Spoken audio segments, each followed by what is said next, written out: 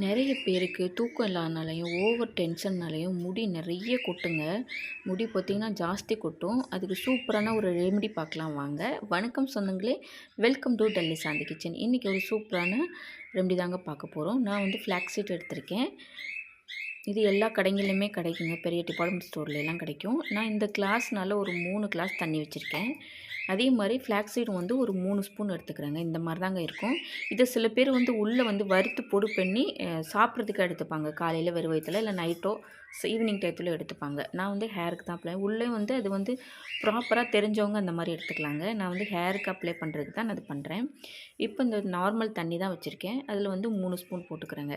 ஒரு கிளாஸ்க்கு 1 ஸ்பூன் அளவுக்கு நான் 3 ஸ்பூன் போட்டிருக்கேன். போட்டு இது நல்லா கொதிக்க விடணுங்க. நல்லா கொதித்து பாருங்கள். நார்மல் தண்ணியாட்டம் இருக்குது. இது கொதித்து வரும்போது அப்படியே ஒரு ஜெல் டைப்புக்கு வந்துடும். அப்படியே இப்போ பாருங்கள், இப்படி இருக்கா தண்ணி.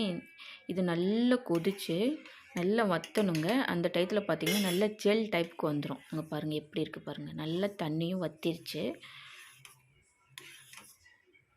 இந்த அளவுக்கு வந்தோன்னே நம்ம அமர்த்திடலாங்க.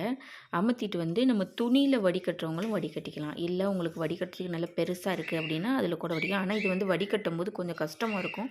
வடிகட்டி வச்சு வடிகட்டினோன்னா இறங்காது டக்குன்னு.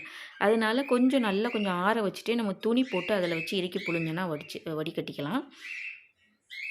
பாருங்கள், நல்லா வடிகட்டியாச்சுங்க. இதை ஆற வச்சுட்டு நம்ம வாரத்தில் 1 தடவையோ 2 தடவையோ நல்லா தலையில் அப்ளை பண்ணி வச்சுட்டு அதை வந்து நல்ல சீகக்காய் போட்டு குளிக்கணும். ஷாம்பா இருந்தால் ஆயுர்வேதிக் ஷாம்பா இருந்தால் பெட்ருங்க. நார்மல் இந்த ஷாம்புலாம் போட்டு குளிக்க வேணாங்க.